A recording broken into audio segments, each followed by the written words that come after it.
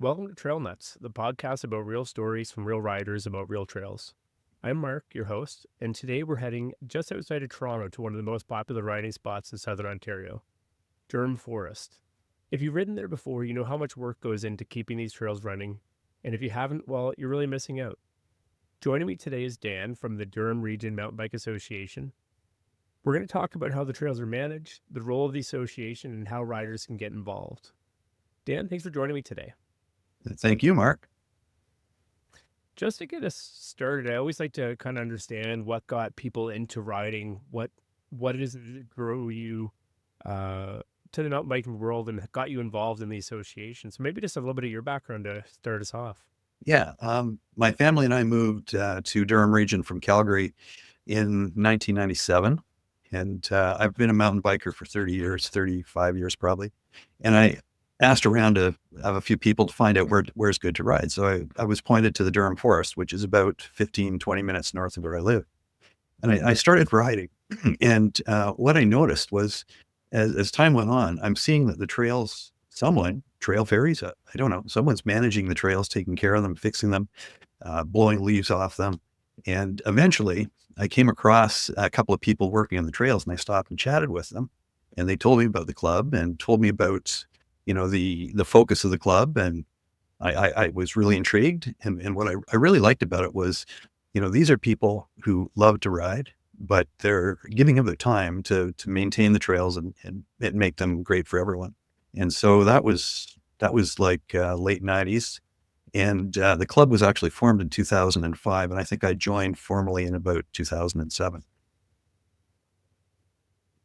Nice. Uh, when you discovered that there was a club, what did that mean for your riding locally? Well, it opened up for me. It opened up a whole new world, because now that you learn that there's this community of people like you, who are building trails for their enjoyment. You meet new friends. You meet people who share your perspective on things, and it's a really great, vibrant community. And for gosh, since 2007 to now, I haven't looked back. It's been a wonderful experience, and I really count it as more than just a hobby, but it's almost a vocation. Now that I'm retired, I'm spending a lot of time on it. Nice. And just out of curiosity, you said you joined the association back, I think you said 2007 or 2005. How long have you been? I understand you have a very specific role on the board today, but how long have you been involved at that level? This is my second turn at the board level. So for, I guess, 4 years, 2014 to 2018, I was the membership director. 2018, 2019, I was the president.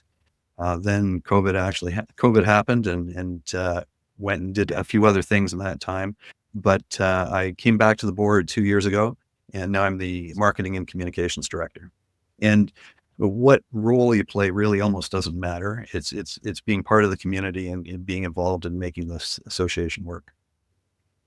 Uh, yeah, definitely.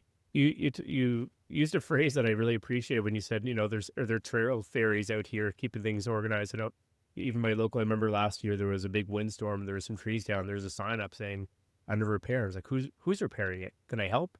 Um, Tell me a little bit about the mission that the bike club has, and what is it you seek out to do? hmm Well, um, I guess before I answer that question, I'd tell you what the ethos of the club comes down to three words: build, ride, and respect.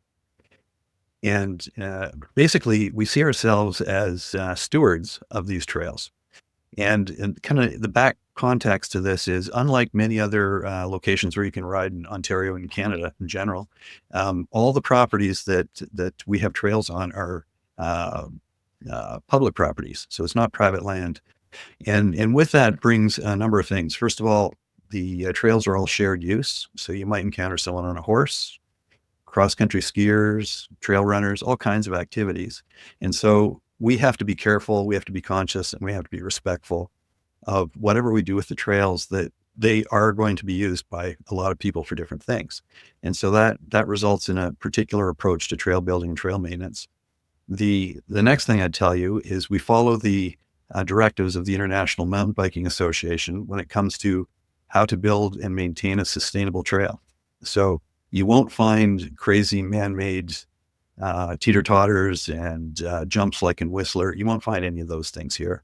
But what you will find are hand-built, naturally sustainable trails built with the materials that Mother Nature left us.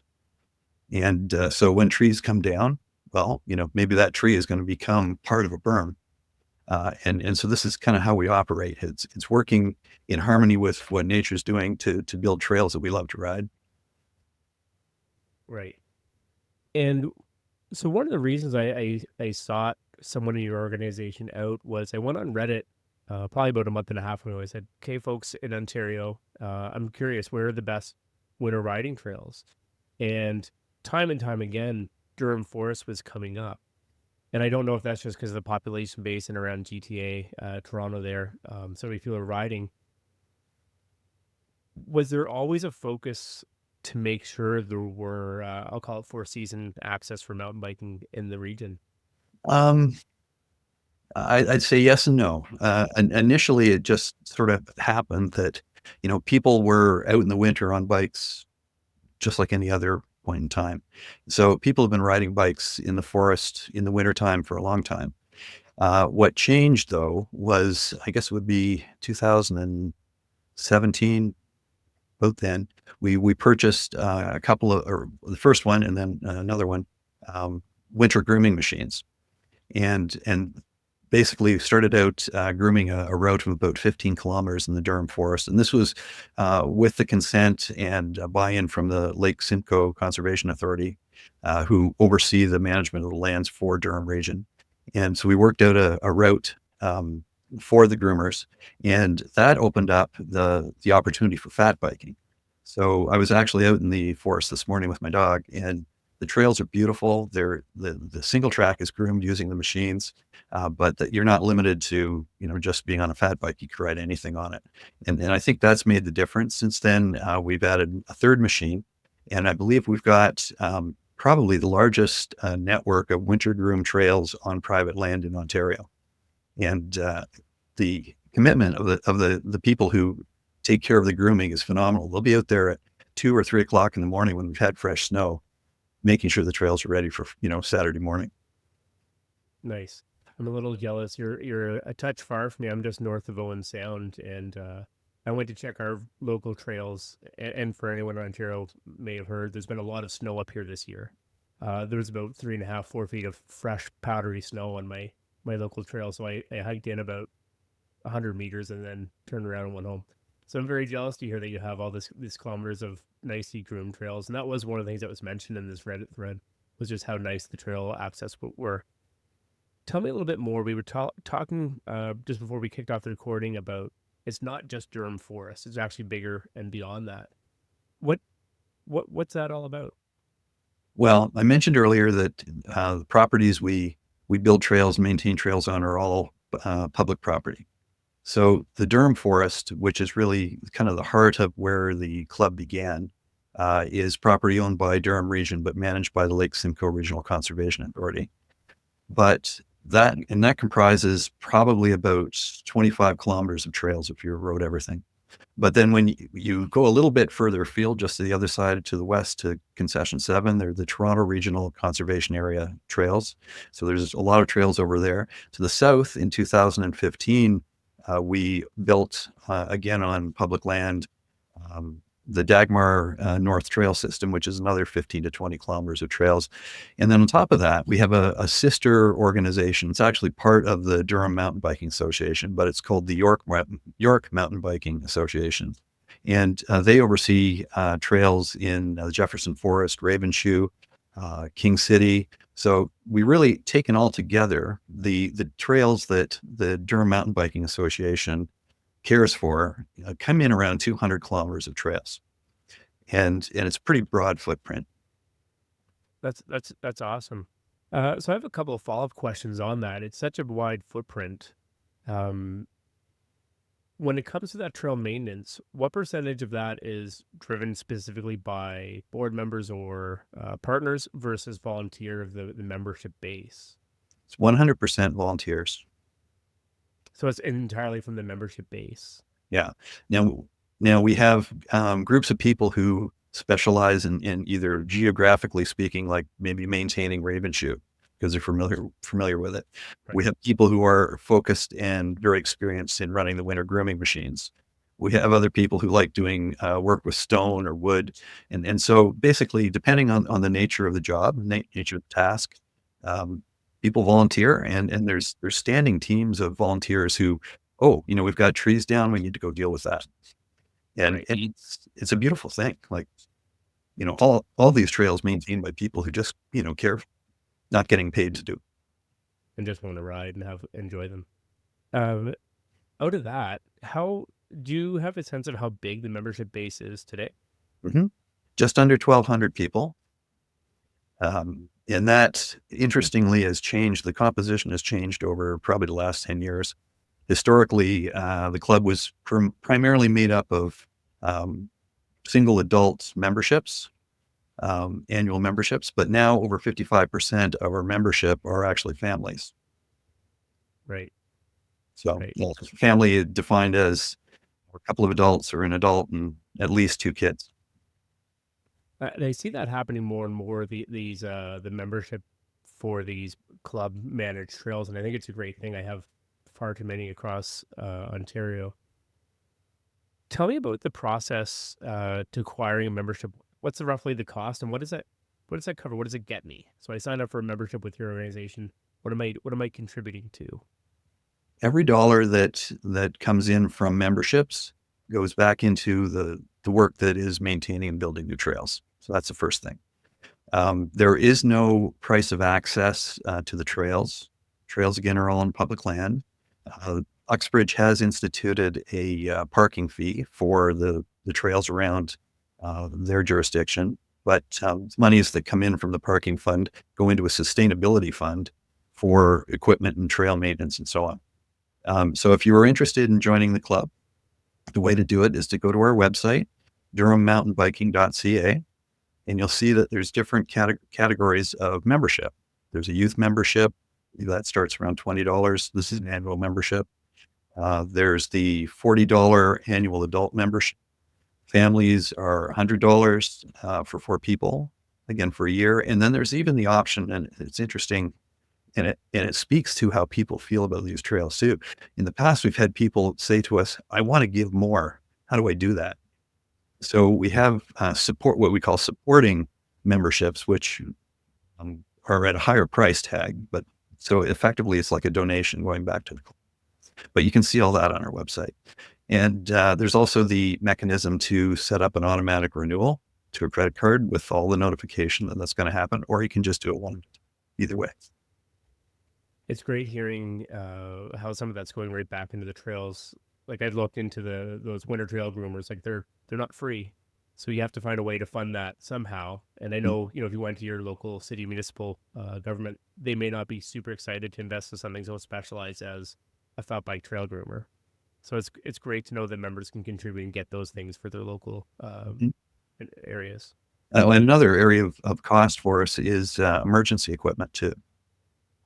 So Okay. defibrillators, sleds for taking people out of the forest if they're hurt or in trouble. So that's another area of cost as well, I should mention. Absolutely. Absolutely. Um, Thinking about the trails and the types of riders you have, I guess there's two questions. One is, we'll start with the first one. What what's making up that membership base? Is it mostly racers? Is it mostly families? Is it everything in between? What are you seeing, or how has it evolved over the years? Well, I said earlier that it's moved away from the single, essentially, an adult male, 30 to 40 years old, or the O Cup racer kind of stereotype. That used to be the biggest part of the membership. It's not anymore. It's now families. And the interesting thing about that, or maybe one of the advantages about that we have in our association, is the range of trails. So as I mentioned earlier, you don't see Whistler style stuff here, but you do see in the Durham Forest, you go from beginner trails to intermediate. Just there, you go a little bit south to Dagmar, it's intermediate to expert. Um, there's a very wide like a wide variation of possibility and capability. So the neat thing about it is you see people coming out as families, dad, mom probably raced oak cups, and the kids are just learning and they're just on the beginner trails, and it's beautiful. Right, right. I think that's important. Accessibility to these trails. You don't want to have an experience where they're young riders out, they're over their head instantly, and they're just like, "I'm done. I tried that. It's not for me." So it's great to have access to those. The other half of that question that it was formulating is around the types of events that you run. I think I heard about one that just happened or is happening for a fat tire bike event. But what other sort of events do you run through the year that's happening in these trails? Well, 2025 is going to be a great year. So I'll start with the regular things, and then I'll talk about what's going to be exceptional. We have group rides, led group rides. On Monday night is ladies' night, and so that ladies' ride is held or started from different venues in the area. So that's the first one. Wednesday night is the club ride based in Durham Forest. That's the one that's the most populous. So many people, many members show up, break into groups, and off they go. So that's Wednesday night. And these rides, by the way, run from May to September. And then on Thursday night, we have dedicated group rides in York at different locations, Ravenshoe, Jefferson Forest. And then we have a beginner's ride on Saturday morning every week. And so those are the group rides. Beyond that, we have a few times a year, we have some standing events that we do that are really popular. So Take a Kid Mountain Biking Day. So what we basically do there is we set up curated trails for kids, different levels, learning to ride. And so mom and dad can come out with the kids and go for a ride. And, we have refreshments and lunch and things for them. There's also pancakes in the forest, which is a lot of fun. Basically, we set up the pancake griddle. People show up, have a hot chocolate, have some pancakes, and go for a ride. Again, a family event. But this year, on top of those things, we've got a couple of things to celebrate. First of all, in 2025, the club is 20 years old. So we're throwing ourselves a birthday party. And that's probably going to be, and we're just working on the dates now, early in the first half of May. And so that'll be in the Durham Forest. We're going to invite all our sponsors to come, bring their wares, whatever they want to show people. We'll have curated rides set up, refreshments. It's going to be a lot of fun. We also are celebrating this year the 10th anniversary of the opening of the Dagmar North Trail System, which is just south of us, which was built purposely for mountain bikers by the Durham Mountain Biking Association in 2015. And so that's going to be a very big deal. And on top of these things, we have runs planned, trail challenges. Like I said, there's 200 kilometers of trails. How long would it take you to ride all of those 200 kilometers? And kind of set up fun things around that idea. So we have a lot going on. And we just recently updated the software in our website. So it's going to start showing up in the events calendar on the website very soon. And you can go there, don't have to be a member to see what's going on and check it out. And the other thing I'd say is we don't charge for events. So we have people who show up at the forest. Maybe they didn't know there was something going on. They see what's going on. They can partake of it, have fun, and maybe they decide to join afterwards. It's always the hope, I suppose. It sounds like it's a great calendar of events coming up for the year, and the website's the best spot. Where else could they find information? We also post to a members page on Facebook, Instagram, and X. Awesome. Thinking ahead, like 20 years, that's a great achievement for any kind of like an amateur athletic club. What's next? What's the hopes for the next maybe 5 years for this association? Well, in the discussion or the notes we had reviewed earlier, the biggest challenge opportunity opening for advocacy is the Uxbridge Urban Provincial Park. So here in Owen Sound, you might not know about this, but there's been an announcement by the provincial government to basically create a very large provincial park in the lands that comprise today where all our trails are. multi-use park, incorporating properties around Uxbridge and south and to the east and west. And it's going to basically encompass everything that this club does. And we're at the table with the provincial government, with the other interest groups, saying, here's the mountain biking community. Here's what we can bring to this. We've maintained these trails for 20 years, and we would like to keep doing that for you. And that's been very well received. And we're really a partner to that process, both with the provincial government, but also the municipal governments and with the town of Uxbridge. Yeah. Um, it's good that you have a seat at the table, making sure that those interests are being represented for sure. Um, Thinking about your time with the club and biking in the area, I'm wondering if you have any personal stories that really stand out during your time there that you could share. Hmm. So many, so many. I, there's one kind of situation that has come up so many times that I think there's something very real about it. And that's when you take somebody out in the forest for the first time and you show them around, take them on a ride. And at the end of it, they say, this is amazing. How does this? And you tell them and they go, really, volunteers doing all this. And then they say, I want to join. I want Yeah, to be part of this. yeah, that's I've lost count how many times I've had a conversation like that. yeah, absolutely. I think that's part of the magic of the community of mountain biking. I always remember my early days. There's so many cross sections of life that intersect with the sport of cycling, and then mountain bikers are a special breed altogether. So I'm not surprised that happens time and time again for you. I have one kind of final question on the the organization, your trails. Is there a final message you'd like to impart on people if they were thinking about getting involved in your area? What would you want them to keep in mind? I think I'd go back to what I said at the start. Those three words: build, ride, respect. Keep those three ideas in mind, and join this community, and contribute to it, and reap the benefits from it. And it's not just riding; it's stewardship. It's respecting the opportunity and the rights of others in terms of using the trails as well. And it goes a long way, I think, to reversing some of the more unfortunate stereotypes around mountain biking. And it's a chance to give back. Absolutely. Well said. Well said. Dan, we're kind of wrapping up here, but I have two final questions I'd like to try to ask all of my guests. And these are just for you. And my first question is, thinking of all the bikes you've ever had, what's your favorite bike you've ever ridden? They're all in my garage still. It's Uh, funny how that happens.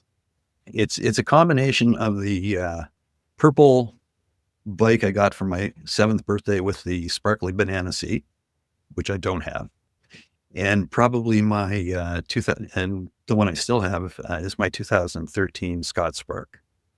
Nice. Nice. And then the other question that follows up on that, thinking of all the trails you've ever ridden, favorite trail? Mm. Superfly Alley in the Where is that? forest, in the Durham forest.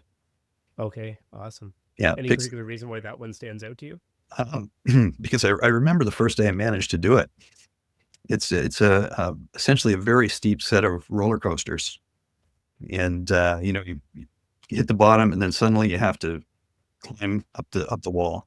And the first day I did that, I felt like this is great. I've accomplished something. I'll do it for years. Maybe one day I won't be able to do it, but it's not today.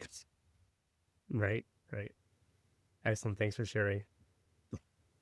Dan, this has been great conversation, chatting about your organization, talking about the trails, the support, what you're kind of looking from people. I think that those three words, that build, ride, and respect, I think that really resonates.